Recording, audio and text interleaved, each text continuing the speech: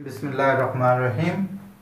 बेटे ये आज की डेट में दूसरी वीडियो है जो आर्टिकल नंबर 19 होगा। इसमें आता है कि मूविंग आयरन इंस्ट्रूमेंट्स। तो पहले आपको ये बता दूं कि मूविंग आयरन इंस्ट्रूमेंट्स क्या होते हैं। कि इसमें एक हमारे पास इलेक्ट्रोमैग्नेट कॉइल होती है। जब उसमें से करंट फ्लो कराई जाती है तो वो मैग्नेट बन जाती है। अगर इसके दरमियान एक गैप होता है, इस गैप के पास अगर एक सॉफ्ट आयरन पीस रख दिया जाए तो इस पीस के ऊपर एक फोर्स एक्ट करती है जो कि इसको अपनी तरफ अट्रैक्ट करती है।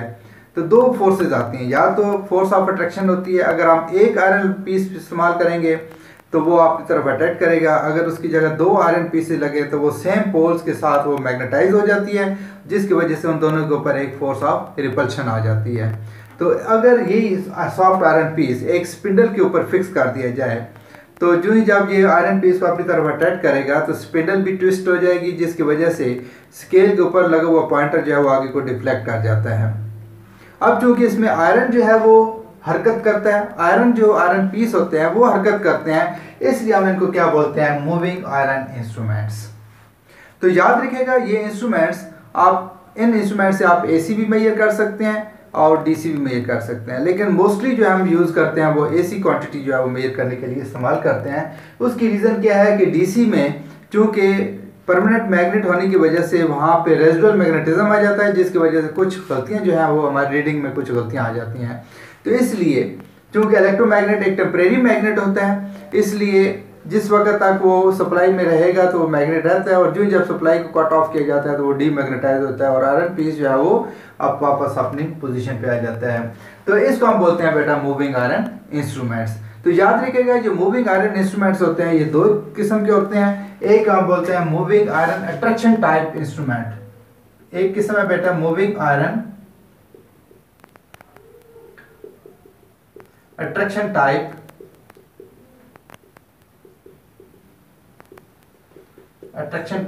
इंस्ट्रूमेंट, और दूसरी बेटा इसकी किस्म है मूविंग आयरन रिपल्शन टाइप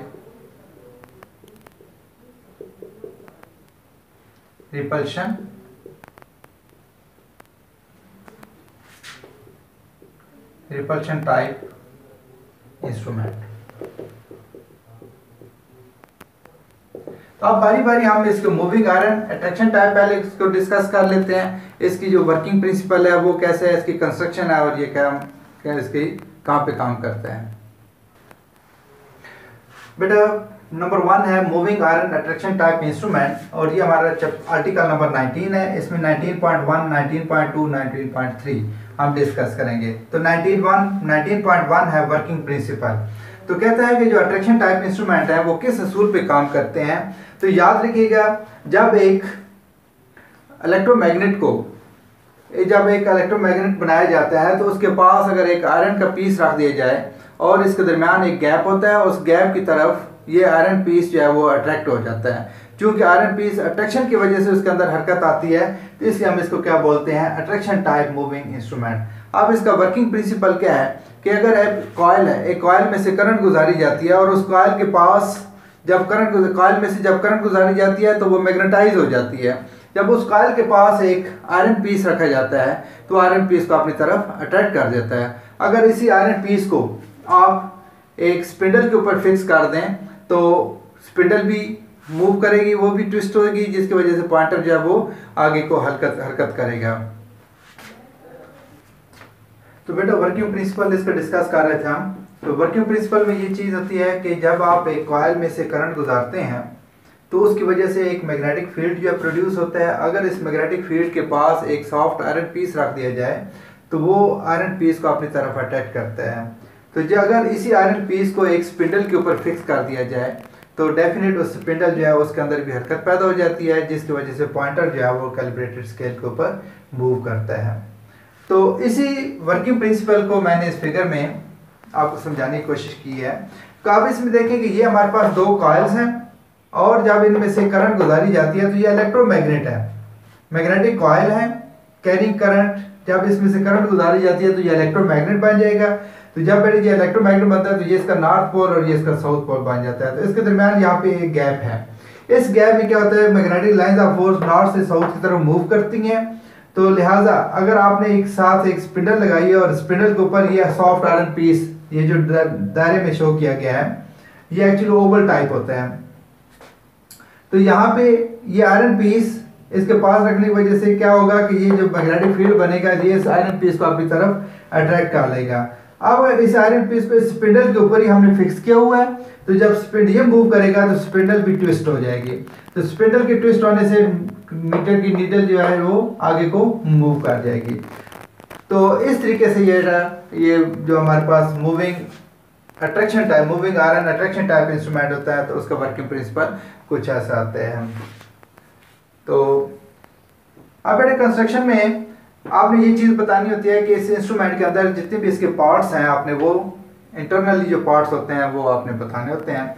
तो इसी फिगर को आप देख लें कि यहाँ पे कंस्ट्रक्शन में क्या आ जाएगा, एक हमारे पास मैग्नेटिक कॉइल आ जाएगी जिसमें से करंट फ्लो कर रही है, दूसरे इसमें बैलेंसिंग वेट आएगा ताकि इस स्पिंडल को बैलेंस रखे, और इसके साथ एक कंट्रोलिंग वेट भी लगाया हुआ है जो कि इसके स्पिंडल को कंट्रोल करेगा।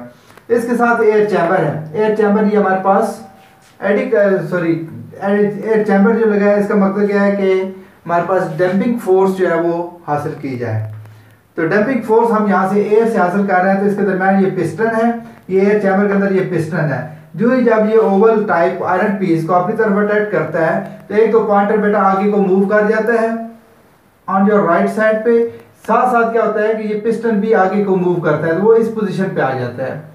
जब ये हरकत करके आगे ये पॉइंटर आगे मूव करेगा, ओवल अंदर की जानब अट्रैक्ट होगी, तो ये पिस्टन जो है वो यहाँ पे आगे शिफ्ट हो जाएगा। तो इसके सामने जो एयर आती है, इस एयर को ये कंप्रेस कर देगी। तो कंप्रेस करने से क्या होता है कि हमें डंपिंग फोर्स जो है वो हासिल हो जाती है। इसके साथ साथ हमारे पास ये 2 स्प्रिंग कंट्रोल लगाई हुई हैं, 2 स्प्रिंग लगाए हैं ताकि ये कंट्रोलिंग फोर्स जो है वो हमें मुयसर हो। तो लिहाजा तीनों फोर्सेज जो है वो हासिल की जा रही हैं यहाँ पे। डिफ्लेक्टिंग टॉर्क हमने अट्रैक्शन टाइप ले लिया, आयरन को जिस वक्त वो अट्रैक्ट करेगा, मैग्नेटिक फील्ड जब सॉफ्ट आयरन पीस को अपनी तरफ अटैक करेगा तो वहाँ पे डिफ्लेक्शन फोर्स हासिल होगी। उसको बैलेंस रखने के लिए बैलेंस वेट भी लगाया गया और कंट्रोलिंग वेट भी लगाया गया है, और इसके साथ साथ एयर चैम्बर लगा दिए ताकि हमें डंपिंग करंट जो है वो डंपिंग फोर्स जो है वो भी हासिल हो जाए। तो इस तरीके से आपने बेटा इस कंस्ट्रक्शन के अंदर इसकी जितने पार्ट्स मैंने यहाँ पे शो की हुई हैं, ज्यूल बीरिंग्स आ गए, कंट्रोलिंग स्प्रिंग आ गया, स्पिंडल आ गई है, कंट्रोलिंग वेट लगा दिया, सॉफ्ट आयरन पीस हो जाएगा, इसी के इंस्ट्रूमेंट का ऐसा बन जाएगा, बैलेंसिंग वेट आ गई, एयर चैम्बर आ गया, पिस्टन आ गया, उसके बाद ये हमारा calibrated scale and pointer and this is the moving coil. तो ये हमारे पास कंस्ट्रक्शन आ जाएगी इसकी। तो ये बेटा इंस्ट्रूमेंट जो हम इस्तेमाल कर सकते हैं, यूज एज एम्पेयर मीटर के तौर पर हम इसको इस्तेमाल किया जा सकते हैं, यूज एज वोल्ट मीटर के तौर पर हम इसको इस्तेमाल कर सकते हैं, use as power factor meter के तौर पर हम इस्तेमाल कर सकते हैं, यूज एज सिंक्रोस्कोप। तो सिंक्रोस्कोप जो है वो भी उसके तौर पे हम इस्तेमाल कर सकते हैं। तो अब बात आती है इसमें सिंक्रोस्कोप क्या चीज़ है। सिंक्रोस्कोप बेटा आपके सिलेबस में मौजूद है, तो बेसिकली यहाँ पे मैं थोड़ा सा आपको बता देता हूँ। सिंक्रोस्कोप जो है जब भी 2 अल्टरनेटर्स को आपस में फ्रीक्वेंसी उनकी सिंक्रोनाइज की जाती है, तो ये एक ऐसा आला होता है जो कि इनकी फ्रीक्वेंसीज को सिंक्रोनाइज करता है, तो दैट इज कॉल्ड सिंक्रोस्कोप। तो बेटा आपने इस आर्टिकल को अच्छी तरह से नशीन करना है, इसको अपने तौर पे नोट्स भी बनाएं, उर्दू में बनाने चाहते हैं उर्दू में बना लें, इंग्लिश में बनाने चाहते हैं as you like. Thank you, अल्लाह हाफिज़।